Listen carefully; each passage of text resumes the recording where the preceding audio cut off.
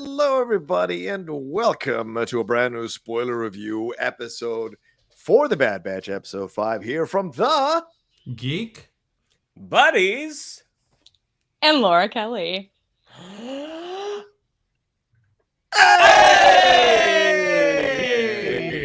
Thank you all so much for clicking play on this video or clicking play on the podcast feed there to listen to this episode. Guys are clicking the podcast feed and the singing the bada boom.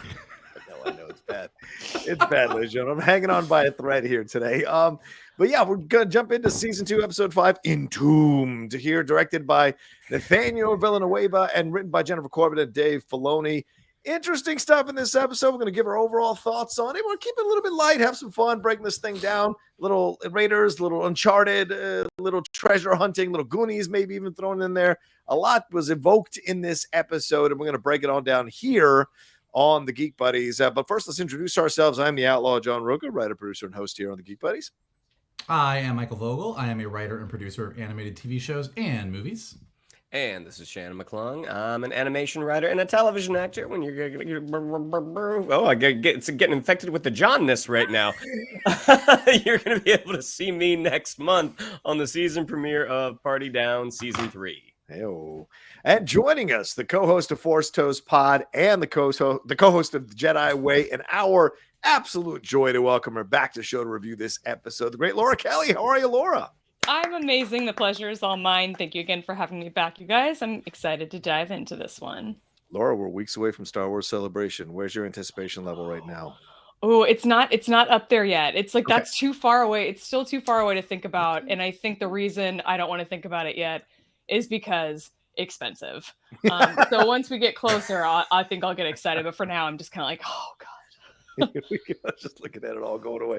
I'm jealous. Right. I'm jealous. I'm jealous of you guys. Okay. Yeah, I'm a little jealous. I'm sure you could fly to London and hang out with us if you wanted to. I'm sure you could do that. I could, but I don't have any brasses or anything. I got no pass. I just didn't plan it right. But hey, I'm expecting a lot of text messages. And if Laura and I get to do our show, the Jedi Way, there on the stages, will be a lot of fun. And hopefully maybe that'll motivate you to fly in, Mike. You're a special guest.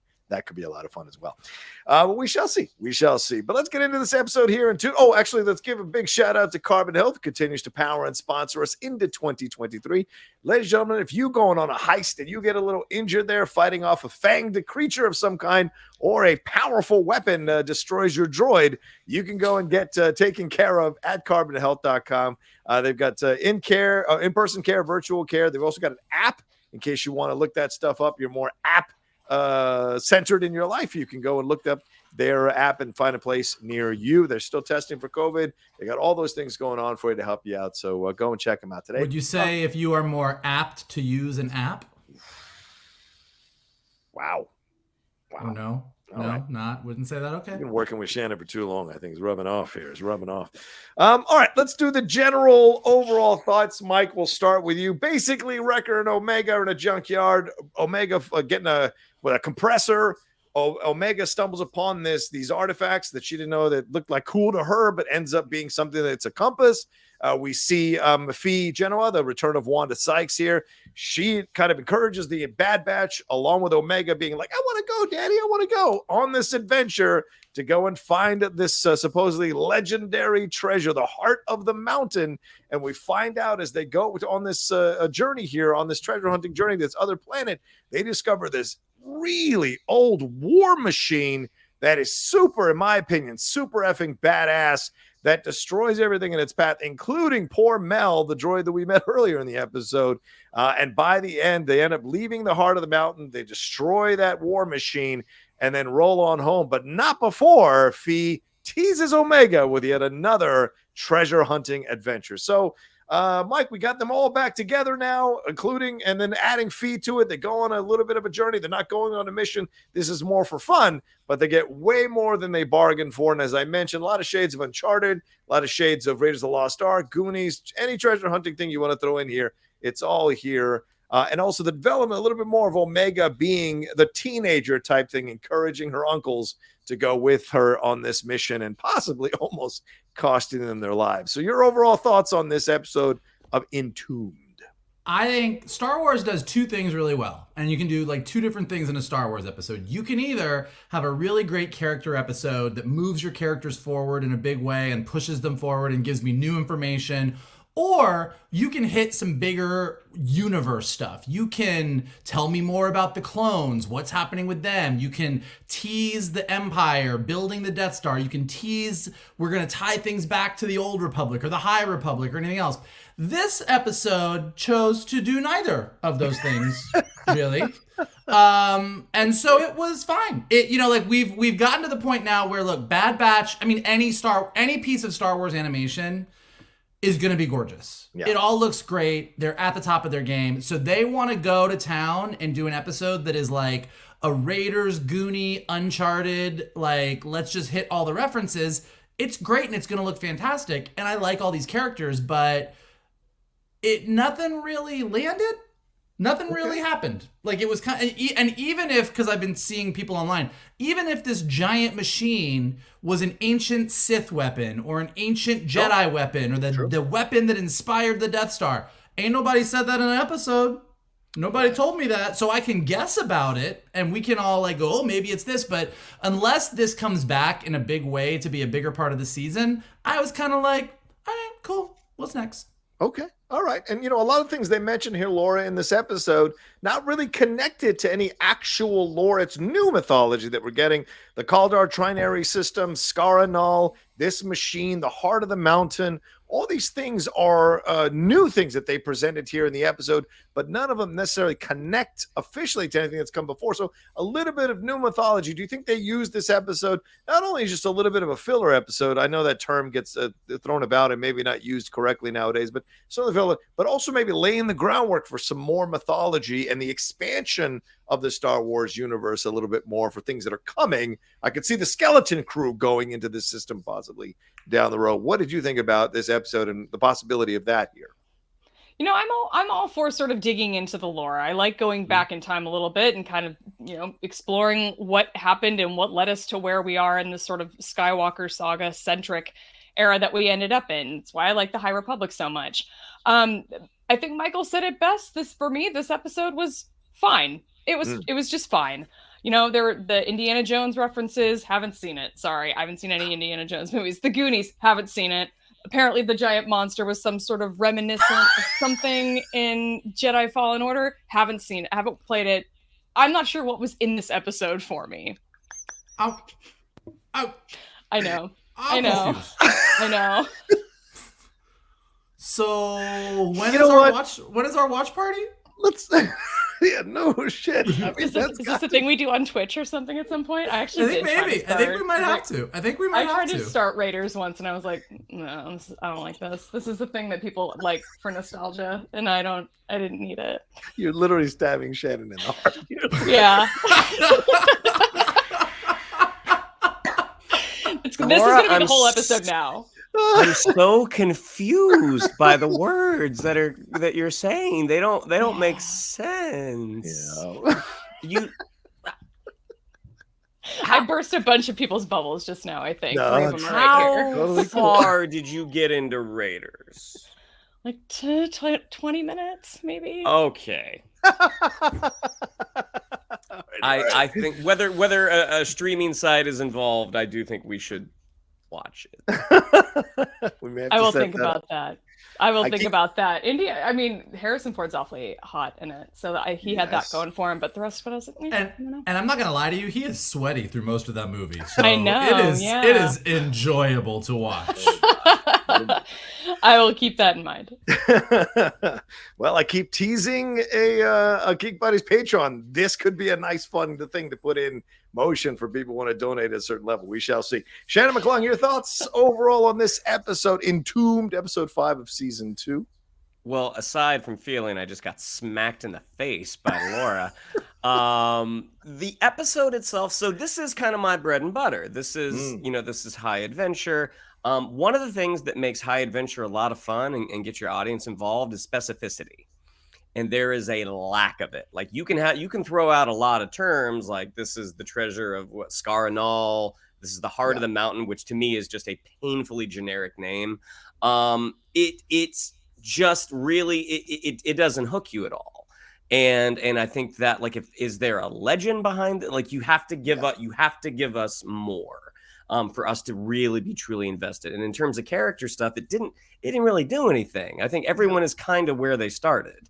And in terms of Phee, like, I love the design of Phee. I like Wanda Sykes' performance. I don't think they're giving her the best stuff because, again, it's just she's getting very, very generic dialogue. But I think, she has such a unique voice and she is a really good performer that if you give her something with a little more meat, she'll be able to pull the audience in more. And also, just like, I love the fact that I think this is the first time Hunter has referred to her as a pirate. And then that's when I start to notice the bandana on her head, even her weapon, like that power cutlass, like that is the sword of a buccaneer from way back when, which I'm like, that is like this, everything looks so great right now. But it was just kind of paper thin in terms of what we got character and story wise. Yeah, this is the first episode of the season where I was like, okay. Like the first, because I'll lean towards enjoying it just because I love Clone Force 99 so much. Anytime we get with them, I'm cool to have. But this one felt a little weird. And at times I felt like they kind of undercut some of the character stuff that they had developed with this crew. I mean, they weren't a bunch of bumbling idiots and somehow found their way through all this nonsense. And when you turn them into a little bit of that because you need to really highlight Fee's abilities, I think that's a shortcut in writing and a shortcut in thinking. You don't have to do it that way. We just reviewed The Last of Us, and you could have easily turned Ellie into a damsel in distress, but no, turning her into a person who has her own thoughts or has her own feelings, reacts to things that are happening, still needs to be protected, but still has her own agency. I like that. And so in this situation, I felt like Hunter seemed like he was behind a few paces the whole film, or the whole show rather, and he's always been the guy that's kind of aware of stuff that's happening and a little more in tune with stuff. So it just felt a little bit weird how they kind of pushed everybody to the back to have Phee take center stage, which I'm okay with. There's a way to keep retaining their characters and make it work within the construct of what you've already built, and then have a way to elevate Phee and not lose anything with those guys.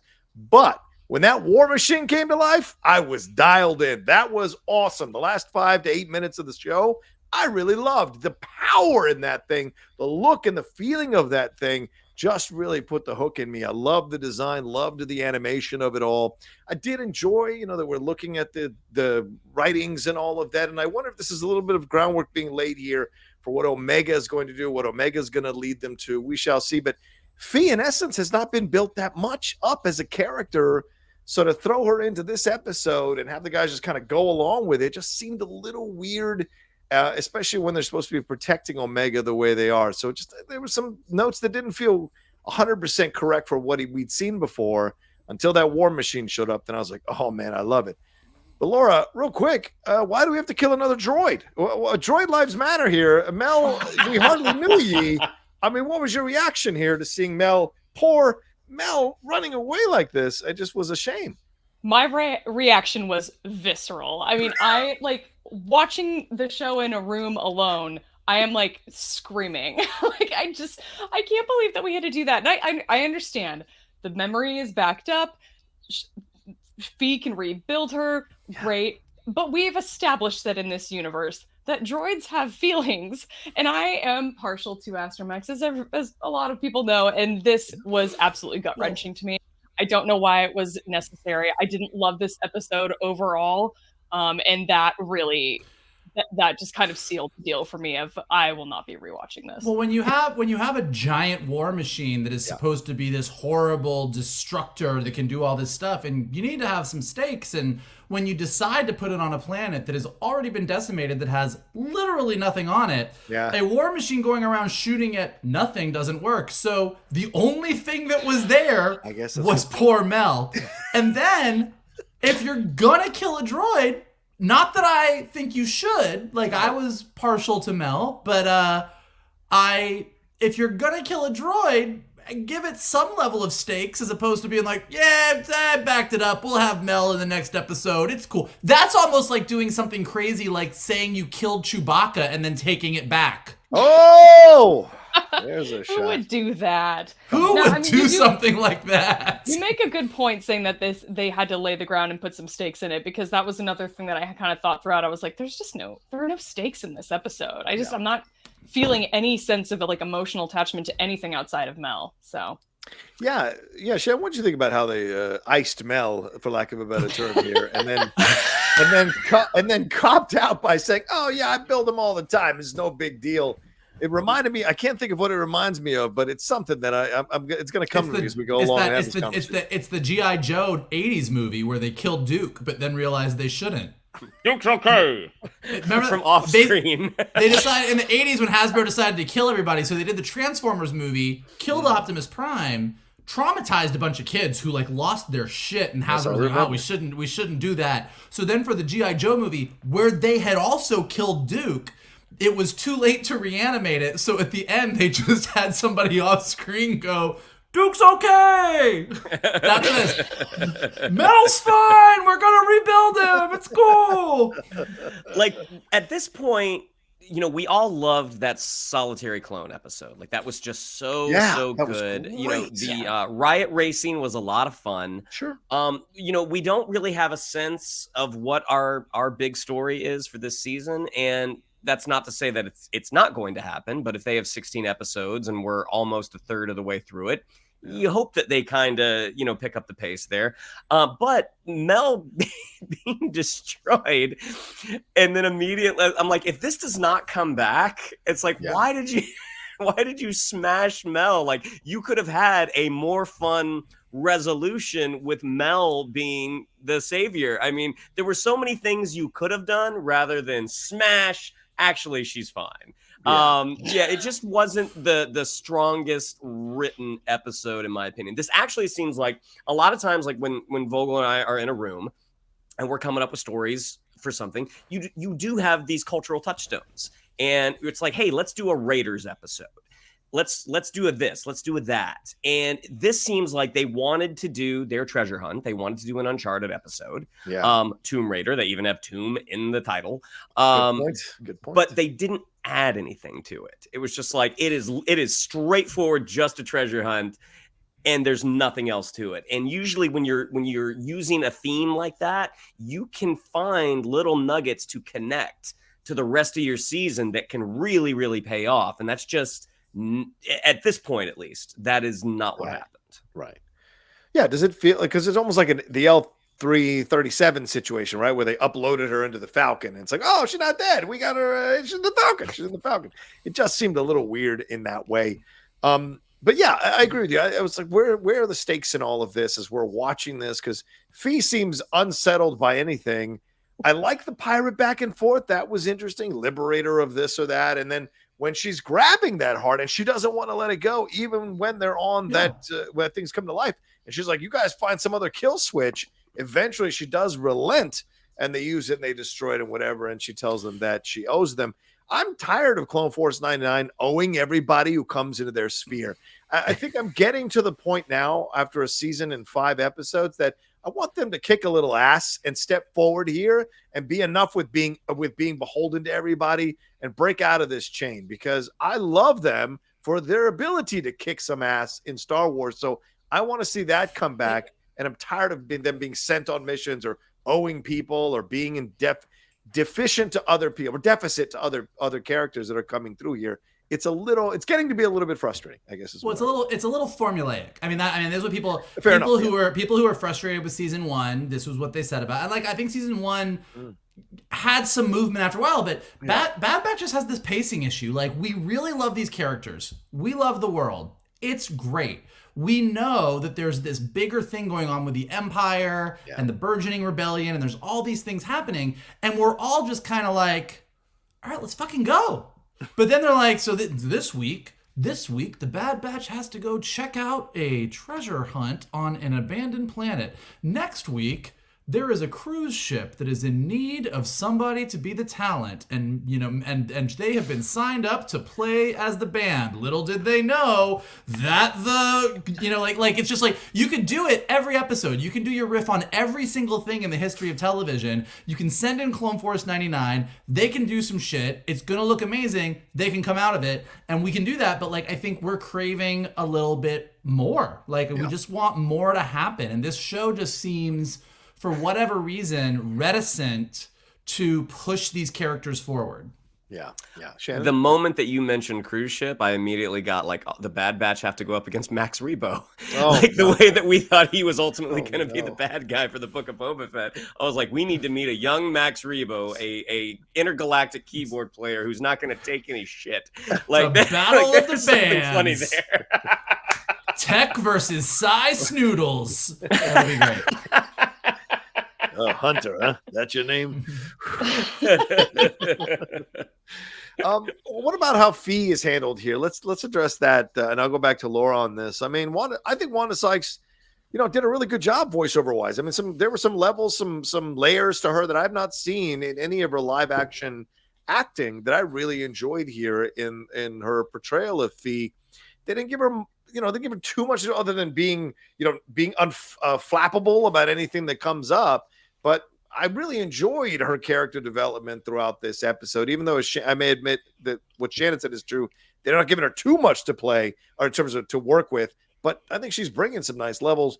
Do you like her as a new character in Star Wars? Do you like getting a little bit more from her in this episode, or is this feeling like a little undercooked for you?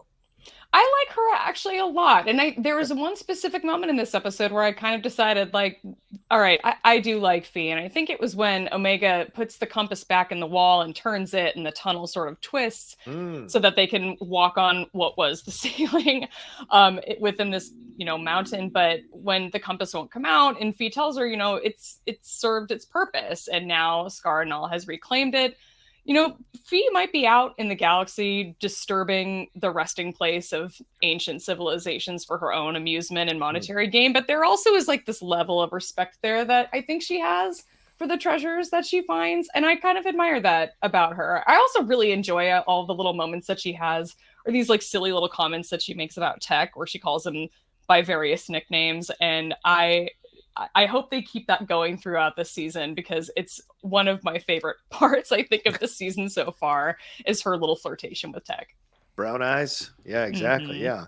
Shannon, what do you think about this, about how Phee is constructed here? You've done some voiceover work. What do you think about how what Wanda Sykes did, and how she's being portrayed here and being developed in this second season of The Bad Batch?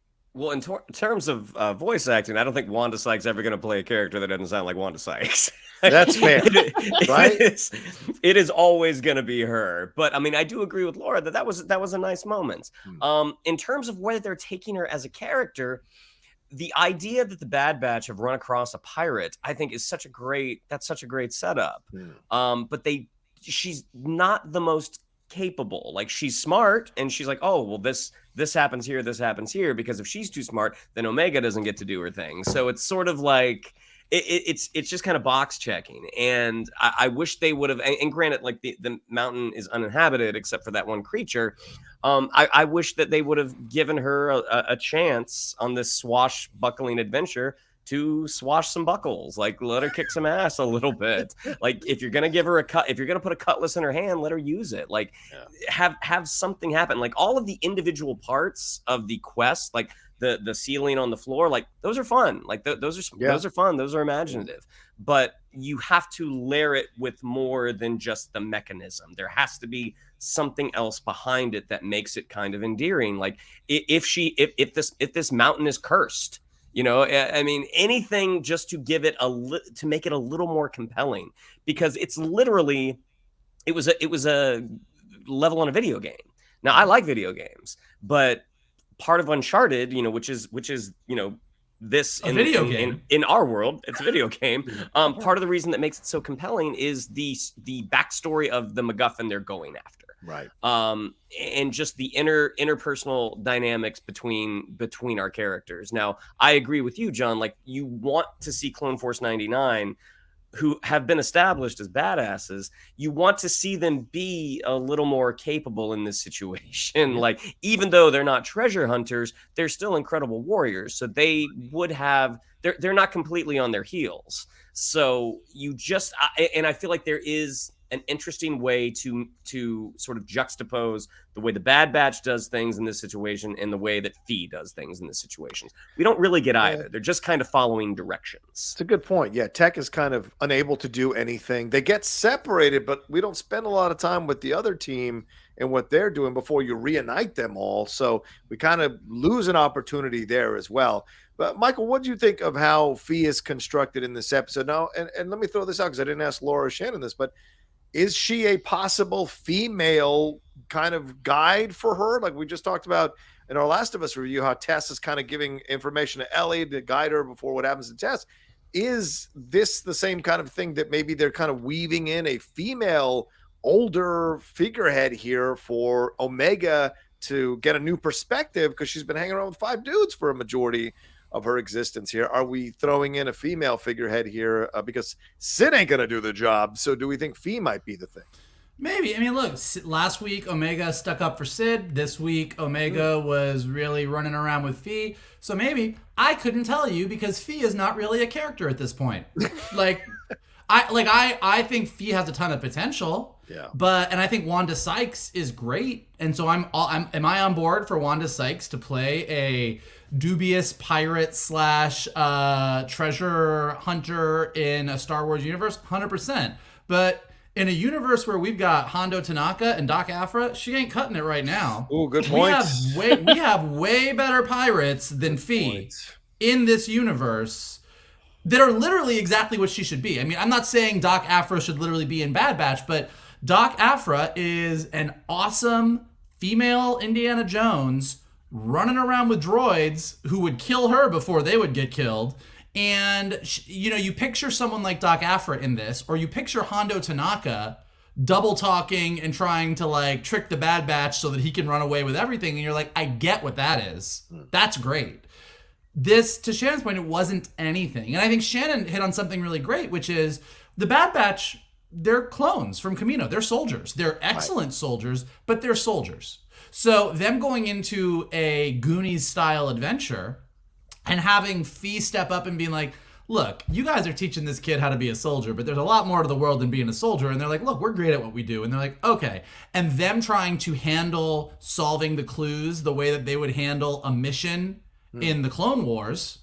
And Phee being like, okay, that's a bull in a china shop. Let's do that. There would have been a way to really have all this play out. And just like they did really well in Rebels with Hondo and Ezra, if Phee had really had an option at the end to make off with that, with the heart of the mountain, or save Omega, and she chose to save Omega with Hunter, and they bonded over that, great. You could have given me anything. But right now, Phee's nothing, and I literally just sit there and I'm like, right now, you're not anything. You are the not Hondo, not Doc Aphra.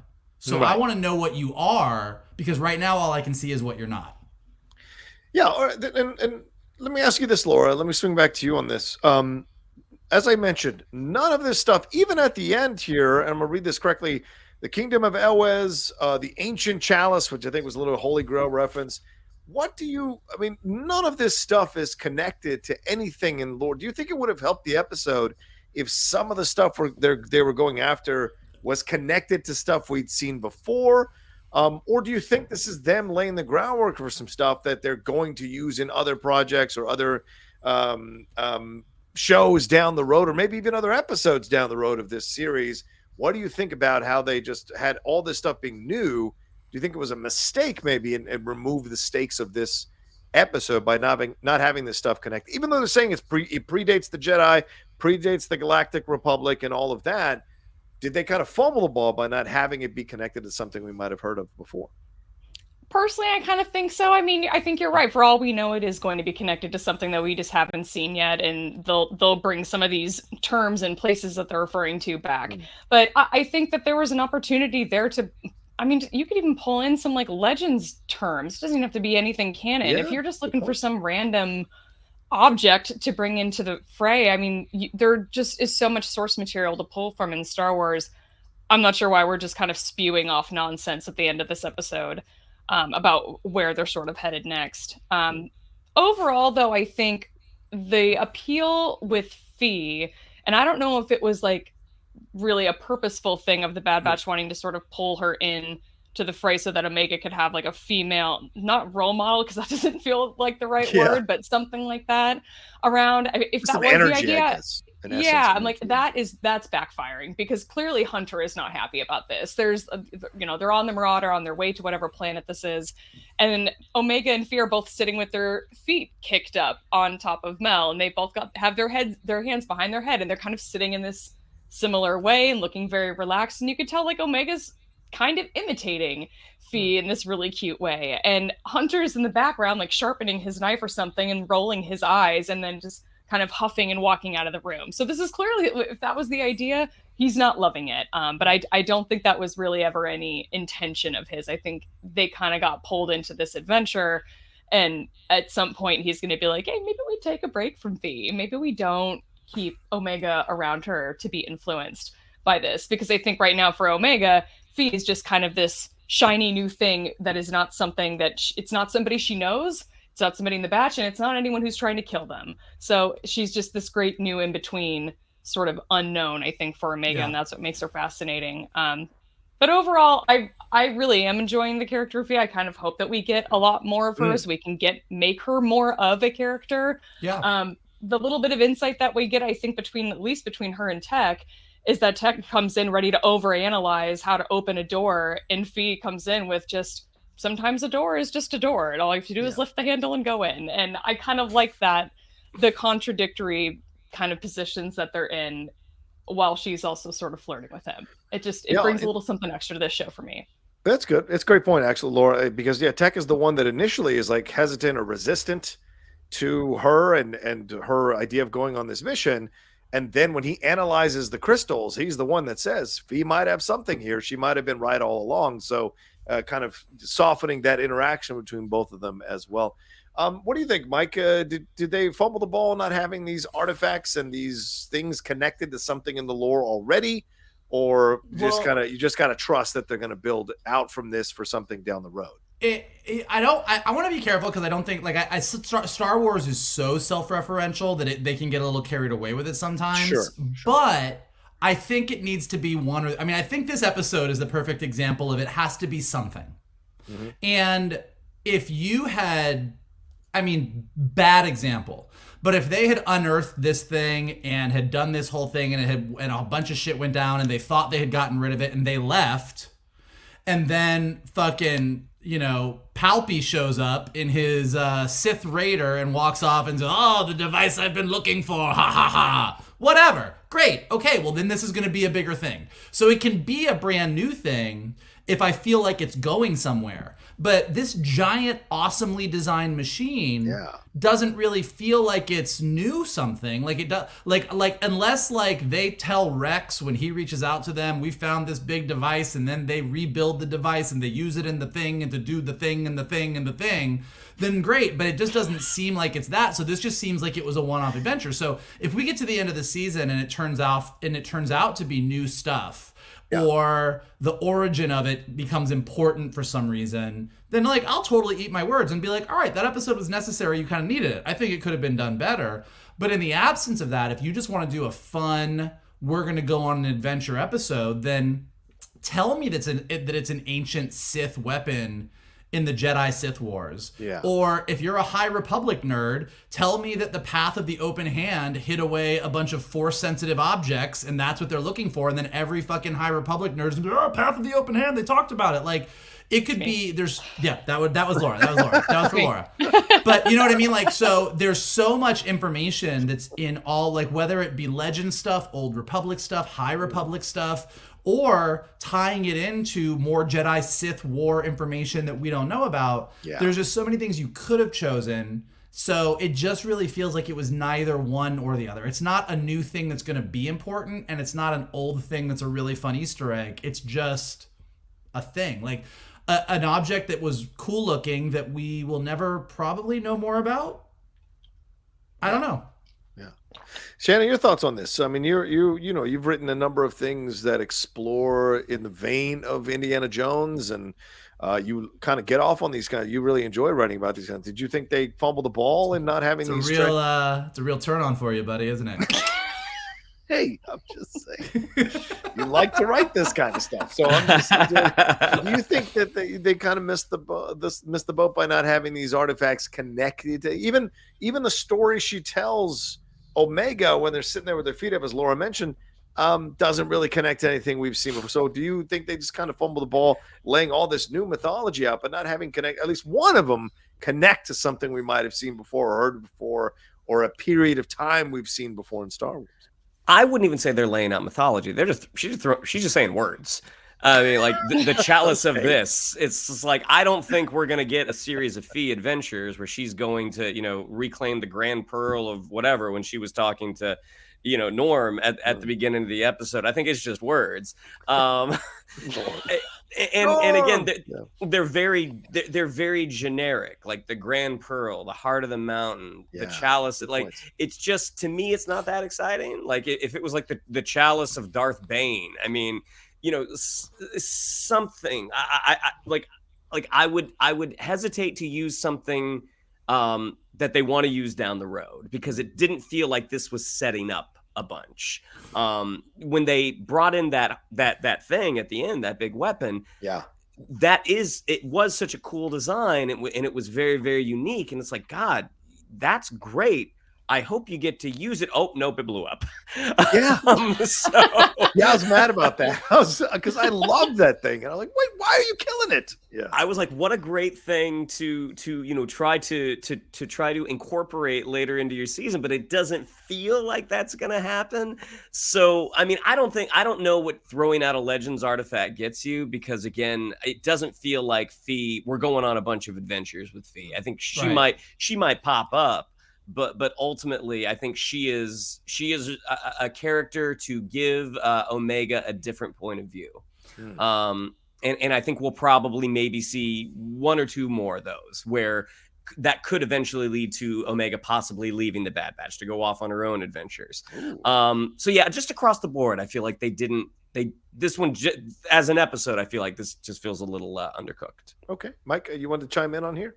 As just by way of a good example of what they could have done is when you think back to Clone Wars, to that episode arc where Ahsoka, Anakin, and Obi-Wan went to the planet and met the father and the daughter and the son. Right, sure. And like, sure, it's tied to the Force, so peripherally it's tied to something, but this was all new news. Like, this was all just like some crazy shit, and it got weird. And it was crazy, but it was so specific, to Shannon's point. And it was so like, they had some shit to say about the Force, and they wanted to get into it and really like get into the nitty gritty, that now the father, the son, and the daughter pop up all over Star Wars. Like, that shit is all over because it was something that was so cool and it was contextualized so we could use it. So even if this had just, and again, I'm not saying that this is what it has to be, but just given the fact that the way it's shot kind of was giving me Death Star vibes, I was like, okay, so let's just say this is an ancient Sith weapon. I know it didn't shoot red, but let's just say it's an ancient Sith weapon. Even just saying that, and that would have been enough to go, okay, so the Sith had these epic weapons, and you start like, but to Shannon's point, everything was sort of so general that I was like, okay, cool, looks neat. Yeah. Killed a droid. Yeah, because even at the end when they're walking to the Marauder, they're like, oh yeah, well, I guess Omega's like, oh, so it was a good thing that we came. So there's no big deal that all this stuff happened. The stakes were fine. It wasn't, nothing, there's no real consequence to what we did. Omega basically left and said, well, I'm really glad that nothing in this episode mattered. Let's go back and play some games. Glad you can rebuild your droid. I guess we can pretend that episode 4 never happened. I wonder if Sid has another mission for us. Yeah, and he's like, you think that didn't matter? I've got another mission that doesn't matter. We can go. That's a very real possibility. I've got a medallion that is not going to knock your socks off. Oh, well, anyway, I don't know what more we can say. I think we've talked about it. Anything more that you guys want to add? Any final words before we wrap up here on this review? Okay. I well, no, I just It looked like that was a prep. I think that I really want them to pick up a bigger story. I think why everybody loved episode 3 so much is because it was a deeply personal story about Crosshair. Like he is so isolated, he is so alone. He has made this choice because he is just a soldier through and through and thinks he's doing the right thing. And clones all around him are going AWOL, which is brand new information that we never had. Like, we thought that Order 66 happened, and clones were like, all right, well, I guess I'm going to follow these orders now. And it's not. These clones are traumatized. They were like, they were cloned and designed to be amazing soldiers who did the right thing, and were put in a position by Palpatine where they had to do something that was truly horrible. Yeah. And now they're in the Empire and they're not able to function. They're leaving. This is all brand new information and it's so interesting. So that episode is like, you are pushing the Star Wars universe forward. You're pushing the story of clones forward. And you're giving me something really interesting about Crosshair, and you're giving me a really interesting Cody story. So, like, you're ticking every Star Wars box that you can. And then to Shannon's point, then we had the tech episode, and it doesn't really push anything forward, but it gives us some really funny characters, and it's a really fun tech story. So you sort of give it a pass that you're like, all right, it's not like epic mythology, but boy, that was a lot of fun. And this one didn't kind of do either. So I'm really hoping that when we get to next week, I think they really gotta get into whatever this main story for season 2 is and like dive into the meat of it. Agreed. Laura, Shannon, any final words before we wrap up here? To add to that, I mean, Michael mentioned something that people got impatient with the formula in season 1 of like it became kind of a mission of the week type of show. And people did the same thing with The Mandalorian too. And, you know, in season 1 of this show, there was this sort of constant concern that the people who were after Omega we're gonna hunt our heroes down. And I think that extra layer of tension is what we're missing in this season. So I'm kind of hoping that bigger purpose gets revealed here soon, because as it is, I'm kind of just not caring about what's happening right now in this season. Fair enough. Yeah. After that episode 3, I'm kind of in that boat as well, where I'm veering towards the not caring aspect of it all. Get me back in, Shannon. What would you want to say? Final thoughts? I mean, we're missing our antagonist. I mean, you've set Rampart up as this really, really cool character who's slightly corrupt, and it's like, oh, this is interesting. This is a guy that will fudge reports. This is a self-serving individual. Yeah. And he's just gone. So they're just kind of this has been a few episodes of just side quests. Yeah. And you know, we want to get back to that main story. Give them something to fight against. Like, even if it's not Rampart himself, I mean, you have to give them an opponent, because right now they're just searching for stuff. And you know, it's just not fitting the bill at this point. Yeah, I'd hate to think that they gave us the Crosshair episode and we're like, okay, we went a little too dark there. Let's have some fun and throwaway episodes for a couple episodes, and then we'll get back. I'd hate to think we can handle it. We can handle it. We can all handle it.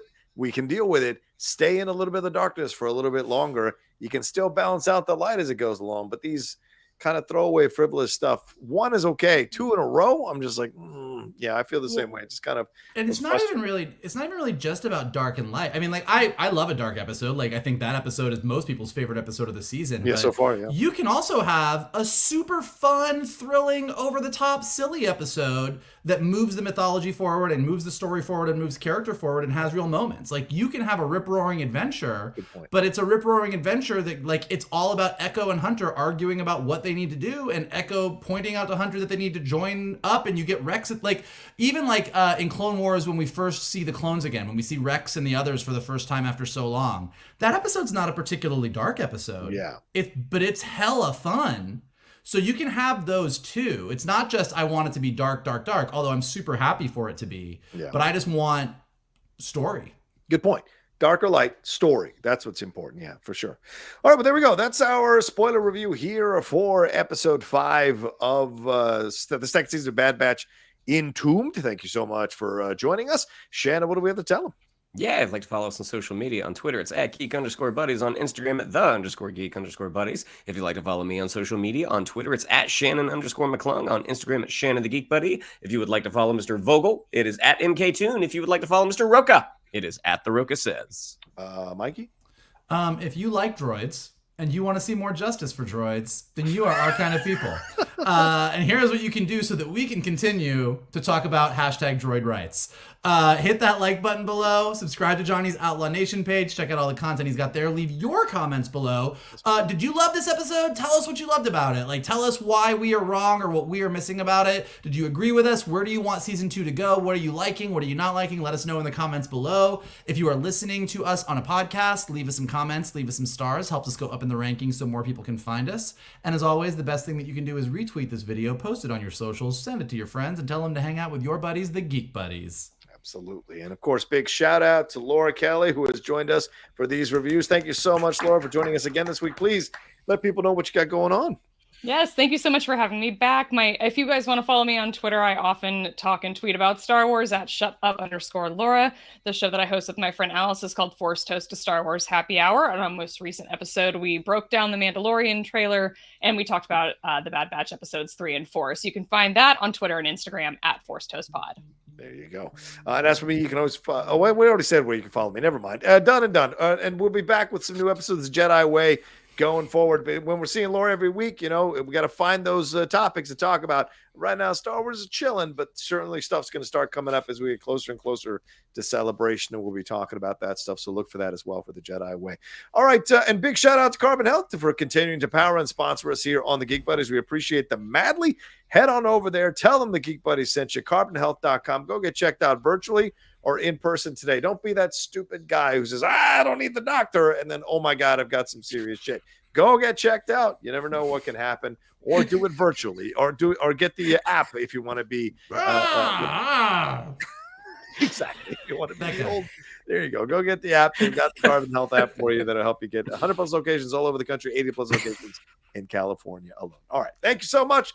We'll talk to you next time with hopefully a better episode that we can break down here from the Bad Batch on the Geek Buddies And Laura Kelly.